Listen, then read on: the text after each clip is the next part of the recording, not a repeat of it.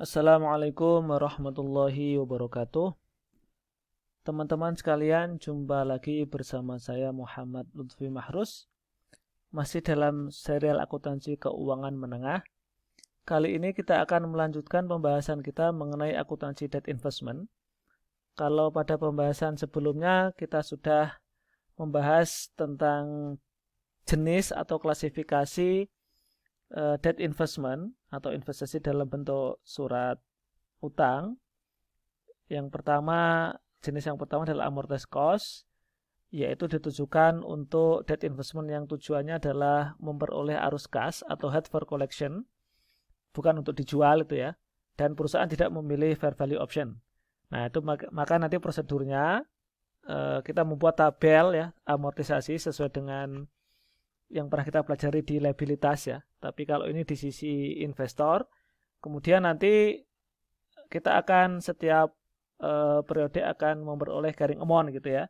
Membuat jurnal amortisasi, jurnal pembayaran bunga, dan jurnal penyesuaian di akhir periode, sehingga di laporan keuangan nanti akan dicatat sesuai dengan carrying amount-nya, sesuai dengan amortized cost-nya. Jenis yang kedua adalah jenis yang fair value OCI, ada keterangan with recycling.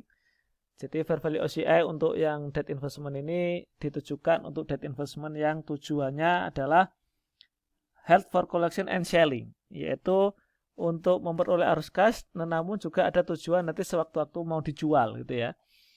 Nah, kalau dulu AFS ya, available for sale. Kalau sekarang istilahnya HFCS, held for collection and selling. Nah, dan perusahaan tidak memilih fair value option ya, sehingga nanti dicatat pada fair value OCI. Gimana caranya? Caranya sama, membuat tabel amortisasi. Nanti di akhir periode akan ketemu carrying amount-nya ya. Jadi membuat jurnal pembayaran bunga, amortisasi sama. Di akhir periode nanti carrying amount yang dihasilkan dari tabel itu akan dibandingkan dengan fair value-nya. Sehingga nanti yang di laporan keuangan itu disajikan bukan carrying amount-nya, tapi fair value. Sehingga ada selisih antara fair value dengan carrying amount. Harus ada penyesuaian. Nah, ada penyesuaian fair value, maka nanti selisihnya itu masuk ke OCI. Jadi ada unrealized gain atau loss, nanti masuk ke OCI. Dan pasangannya adalah akun fair value adjustment. Jadi ini diperlakukan seperti portofolio. Jadi akunnya tidak langsung ke debt investment, tapi fair value adjustment ya. Walaupun ada yang memperlakukan bisa langsung ke debt investment. Tapi untuk pembelajaran kali ini, kalau untuk fair value OCI itu menggunakan akun fair value adjustment. Gitu ya. Sehingga nilai debt investment-nya nggak langsung berubah, tapi nanti dinetkan di laporan keuangan, nanti dinetkan sehingga ketemu fair value-nya. Nah, kemudian nanti saat dijual, saat saat penjualan nanti yang saldo ya unrealized atau saldo OCI, AOC yang selama ini dicatat di OCI, begitu dijual maka nanti ada proses recycling atau reclass, direclass menjadi realize atau menjadi akun di laba rugi. Jadi nanti keuntungan atau kerugian yang selama ini dicatat, ya saldonya dicatat di OCI dan sudah ditutup ke AOC, nanti akan ketika dijual akan dipindah di reclass masuk ke laba rugi ya saat penjualan. Jadi reclass itu prosesnya saat penjualan. Itu namanya recycling ya, reclass atau recycling. Jadi proses reklasifikasi dari OCI yang sebelumnya dicatat di OCI, begitu dijual, barangnya sudah ini kan dijual, maka itu sudah direalisasikan berarti kan. Nah, itu nanti dimasukkan di laba rugi atau profit or loss. Nah, terakhir jenis fair value TPL itu untuk debt investment yang tujuannya adalah trading atau yang tujuannya HFC dan HFCS tapi dia memilih menggunakan fair value option. Jadi saya ulangi lagi, untuk yang fair value true profit or loss atau VTPL itu tujuannya untuk debt investment yang trading dan memilih atau tujuannya HFC dan FCS tapi memilih menggunakan fair value option. Nah, untuk yang trading, kalau trading itu kan karakternya itu tujuannya untuk memperoleh margin ya, jual beli gitu ya, tidak ditahan lama-lama sehingga tidak perlu tabel amortisasi sebenarnya. Walaupun kalau agak lama itu perlu tabel amortisasi juga. Jadi kalau di Keso itu tetap tabel amortisasi, tapi dalam prakteknya kalau tidak terlalu lama ya, misalnya sehari, 2 hari, seminggu gitu ya, atau kita sepakati kurang dari sebulan misalnya, itu tidak perlu diamortisasi gitu, tidak perlu tabel amortisasi. Nah, sama dengan fair value OCI, di laporan keuangan nanti disajikan sesuai dengan fair value-nya, sehingga perlu ada jurnal penyesuaian fair value di akhir periode. Bedanya, unrealized-nya, gain atau loss-nya itu masuk ke profit or loss, masuk ke laba rugi, bukan ke OCI. Nah, itu ya. Dan nanti pakai akunnya fair value adjustment. Itu untuk yang trading, tujuannya trading, portofolio gitu ya. Tapi kalau menggunakan fair value option, maka langsung ke akun debt investment-nya, bukan ke akun fair value adjustment-nya. Jadi nanti penyesuaiannya langsung ke akun debt investment, unrealized pada debt investment. Tapi kalau untuk trading, jurnalnya unrealized pada fair value adjustment. Nah, itu overview dari yang sudah kita pelajari. Selanjutnya kita akan membahas bagaimana perlakuan akuntansi debt investment yang amortized cost, yang tujuannya adalah untuk disimpan gitu ya, held for collection. Maksudnya untuk mendapatkan pembayaran bunga secara periodik dan nanti di akhir periode mendapatkan pembayaran pokok itu ya. Nah, di sini contohnya PT siap membeli obligasi ya, nilai nominalnya 100.000 atau nilai parnya, bunga kupon 8%, harganya sesuai dengan present value-nya yaitu 96044, jatuh tempo 1 Januari 2024 berarti 5 tahun, yieldnya 9%, bunga dibayar semi-annual 1 Juli dan 1 Januari, tujuannya held for collection. Jadi pertama kita membuat tabel amortisasi ya, harga belinya sama dengan present value ya 96044, jadi tabelnya langsung 90644. Kita pakai bunga kupon ya 4% karena ini per semester, jadi 8% dibagi 2. Bunga pasar juga sama 9% bagi 2, 4,5. Jadi bunga pasar inilah yang akan kita gunakan untuk amortisasi ya, mencari interest revenue. Jadi ini tabelnya persis dengan tabel bonds payable dari sisi debitur. Bedanya ada debt, ada cash receive ya, uang yang diterima, pembayaran bunga, interest revenue, dan ini carrying amount. Caranya sama, sehingga tinggal jurnal saja ya. Jadi saat pembelian, ini belum ada biaya transaksi. Untuk contoh ini asumsi belum ada biaya transaksi. Jadi langsung debt investment sesuai dengan harga belinya, dalam hal ini sesuai dengan present value-nya 96044. Penerimaan bunga pertama 1 Juli ya sesuai dengan tabelnya. Cash-nya ini diskon ya, dalam kondisi diskon, sehingga diskon akan menambah nilai carrying amount ya, amortisasinya. Jadi debt investment bertambah 322 sesuai tabel, interest revenue-nya 4322 sesuai dengan tabel. Penyesuaian akhir periode kebetulan ini pas 1 Juli 1 Januari, jadi 31 Desember pas 6 bulan sesuai dengan tabel ya. Interest receivable-nya 4.000, debt investment-nya sesuai dengan amortisasi 336, interest revenue sesuai dengan tabel 4336. Nanti saat pembayaran bunga kedua langsung cash pada interest receivable sebesar 4.000.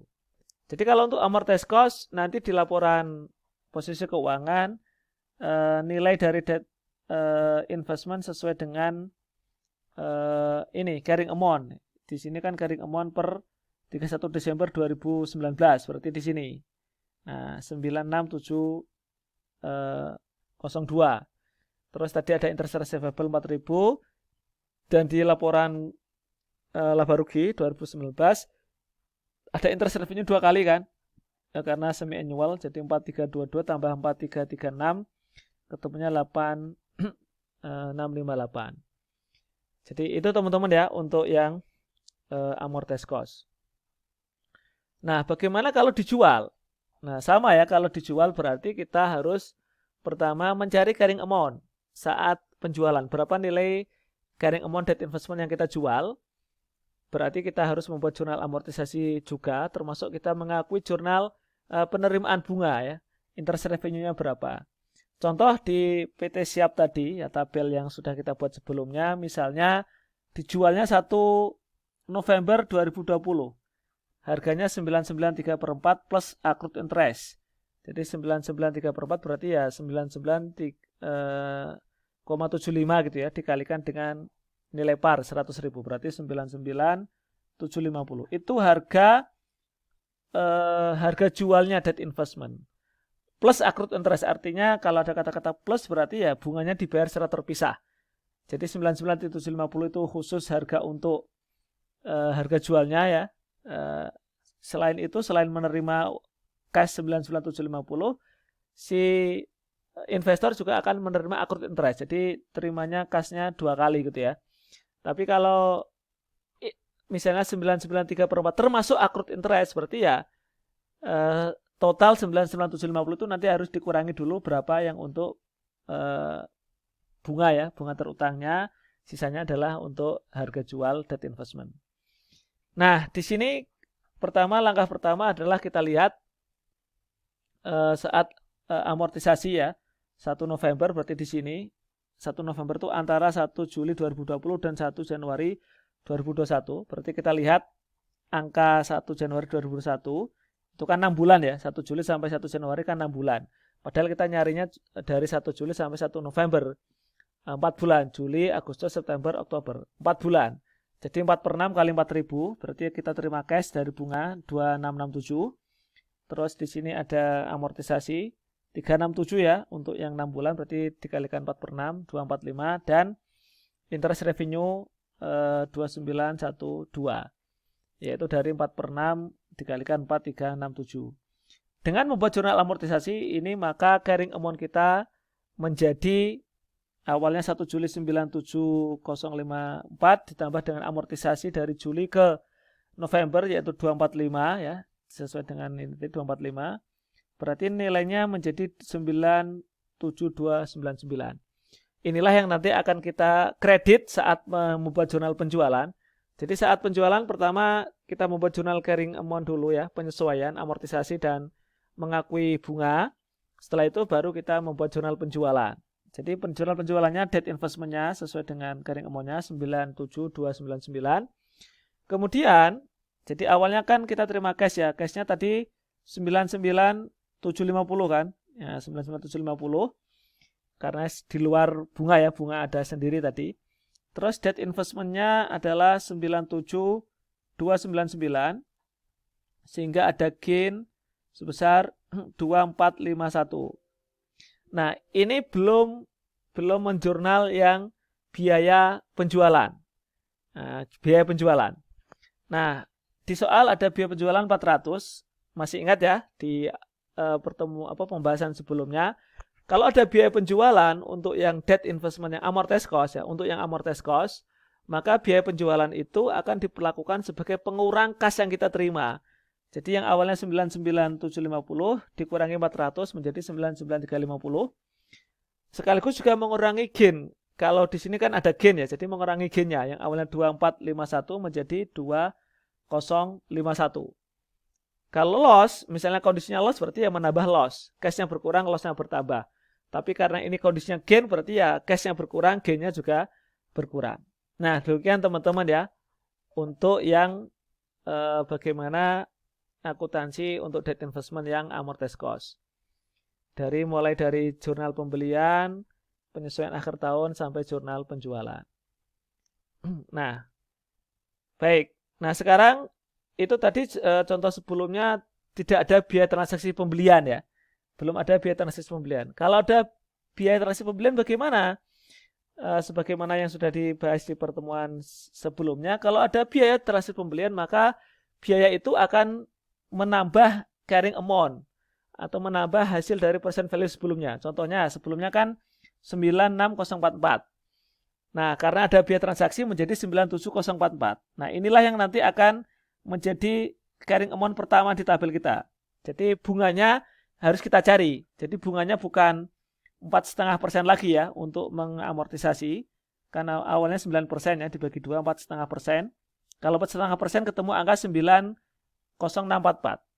Kalau ketemu angka 97044 ditambah 1000 tadi ya, berarti berapa dong bunganya? Nah, bisa kita cari di rumus Excel yang E-rate tadi. Rate ya, masih ingat ya E-rate, terus dalam kurung NPER dan sebagainya. Ketemu angka 437%, inilah yang kita gunakan untuk mengamortisasi. Nah, sudah ketemu tabelnya, di jurnal seperti biasa.